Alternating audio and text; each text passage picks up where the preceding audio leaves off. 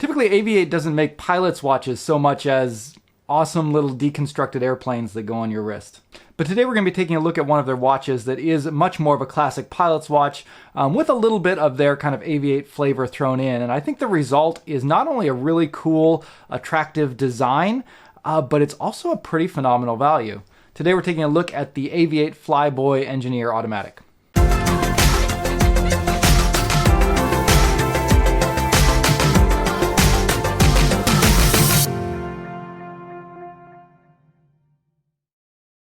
Hey everybody, this is Dave. For those of you who are subscribed to the channel, welcome back to Just the Watch. And for those of you who are not subscribers yet, this is a channel about budget watch collecting where I look at watches kind of in the affordable price range and also talk about different topics related to watch collecting and go over some lists and all kinds of fun stuff. So if you haven't already subscribed, if you're interested in watch collecting and don't have a lot of money, do me a favor and subscribe to the channel. It'd help me out a lot. But with that said, today we're going to be taking a look at a new watch from AVI-8. This is the Flyboy Engineer Automatic. And it is a pretty phenomenal value for the money. You're getting a sapphire crystal, a Seiko NH35 automatic movement inside of it, decent lume, really good construction. And one of the most unique things in this price range is the bracelet they put on it. It's got a really nice 5-link bracelet that tapers, solid link, solid end links, milled clasp. You really don't see a bracelet like this on a pilot's watch in this price range very often, so I think that's a really cool addition. The watch retails for around $275. However, AVI-8 often has discount codes, and I've got one down below in the description that you can check out, which will give you 15% off and will knock the price down under $250, which again, I think is a really great value for everything that they're offering there. Now, I do want to say a big thanks to AVI-8. This is a watch that they sent in for free for me to review. I get to keep it after it's done, so keep that in mind as we go through the review. But with that said, let's go ahead and take a look at the watch and not only look at the specs, but also the design, because I think there's a lot of kind of interesting design elements they put in here that make this a really kind of attractive, fun, slightly more modern take on the classic Flieger watch.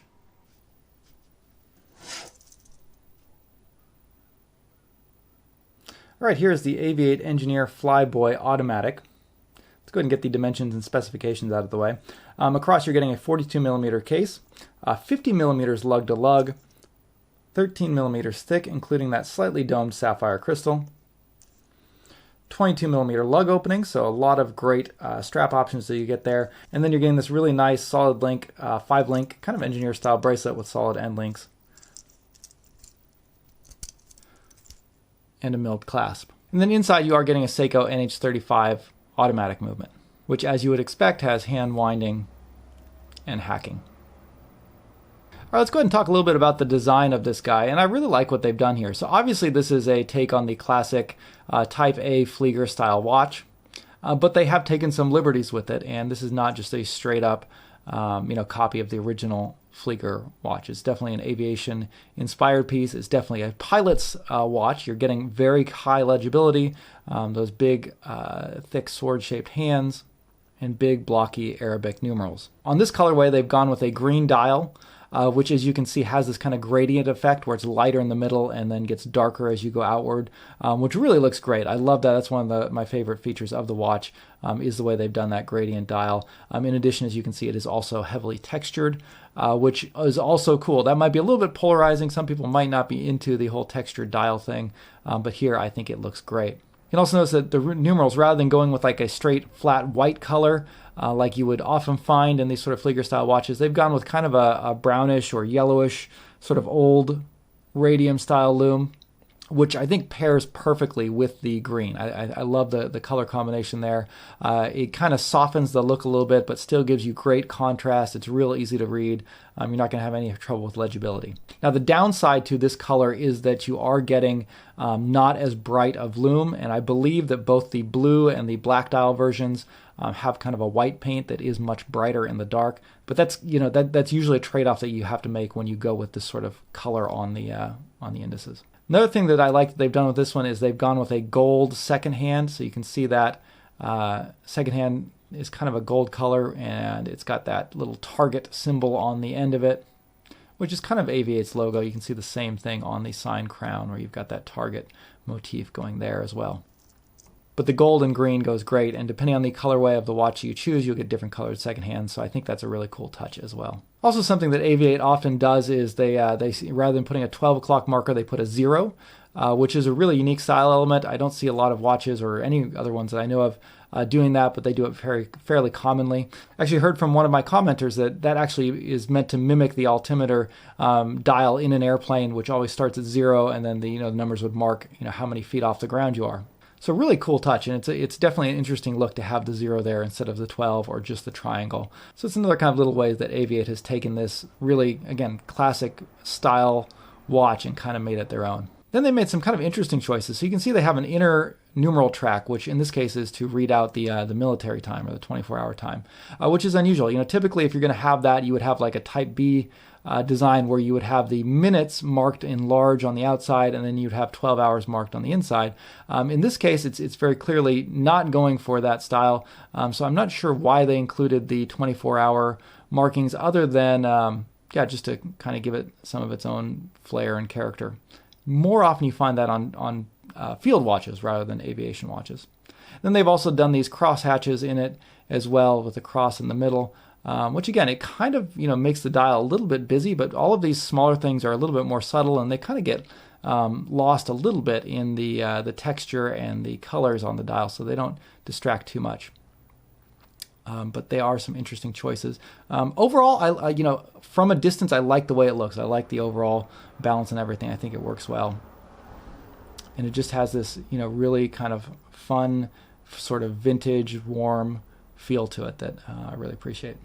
Finishing is not bad either. You're getting some nice brushing on the sides with these kind of chamfered edges that are polished on the edge of the lugs there, which is a nice touch. And overall, everything just feels really solid and well built. Primarily brushing on pretty much everything, brushed bezel. Most of the case is brushed as well. And then the bracelet is also fully brushed. And I think this bracelet really is one of the standout features of the watch, particularly in this price range. You're not going to find a lot of aviation style watches that have a bracelet of this quality.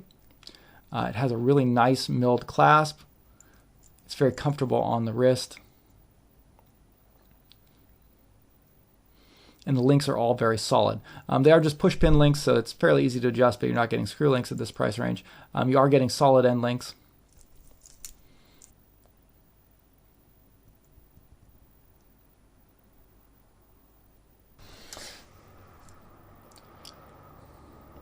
On my 7.5-inch wrist, I think the watch wears really well. The 50mm lug-to-lug is a little bit on the long side. Even for me, there are times in certain angles where it sort of drifts a little bit hanging over the edge of my wrist a bit. So if you have smaller wrists, that might be a problem. But other than that, I think one thing that both Spinnaker and AVI-8 do well is they make very nice case designs that are very comfortable, that tend to conform to your wrist rather nicely. And this one is no exception to that. It wears really well, it's nicely secured, and just overall, a really, really comfortable, great, kind of a good everyday watch, I think.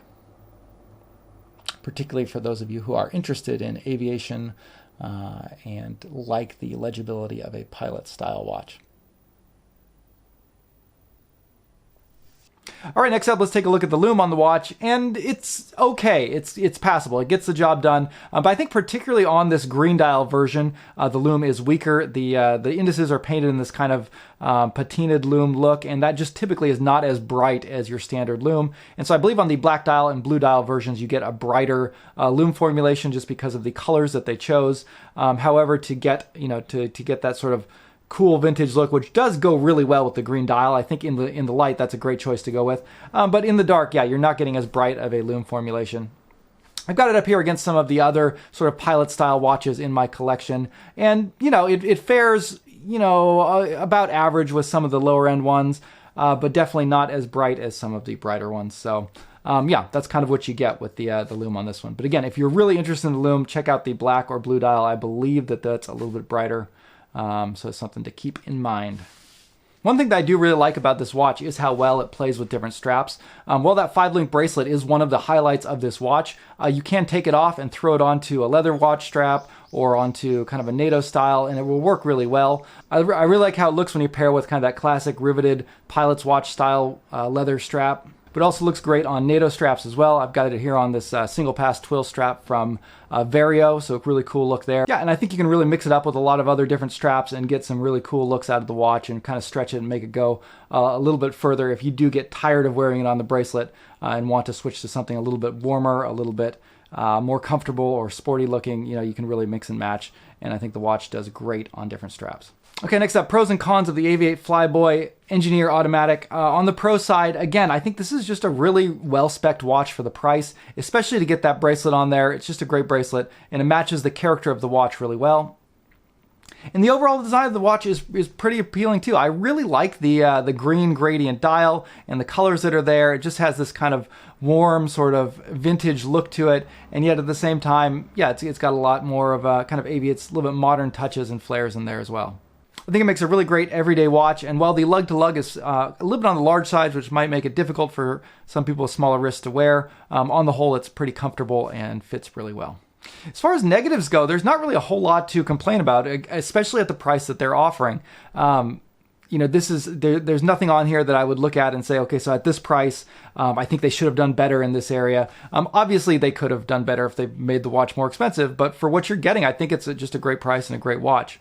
However, some of the weak points on the watch are the Lume, particularly on this green dial one. Not that impressive at all, but it does get the job done. I might also criticize the dial a little bit just for being more overly busy. Those 24-hour markers in the middle of the watch are kind of unnecessary, and they don't really add a whole lot to the design. And that textured dial can be a little bit polarizing. I think it works in this case, but I'm beginning to wonder if it's kind of getting overdone with a lot of AVI-8 and Spinnaker. They kind of are starting to include that on almost every single watch that they do. But it is a fun look, and yeah, but it may not be for everyone. That will wrap up the review for today. Let me know what you guys think. If you are interested in this watch, make sure you get the discount code down below. And as always, I'd love to hear what you guys think of this watch, so please drop me a comment down below. Let me know if you like it, if you don't like it, what your favorite strap was on it, and if you have any kind of competing watches that are sort of in the same price range that you think are better than it. But let me know what you think down in the comments. And yeah, that will do it for today. We will talk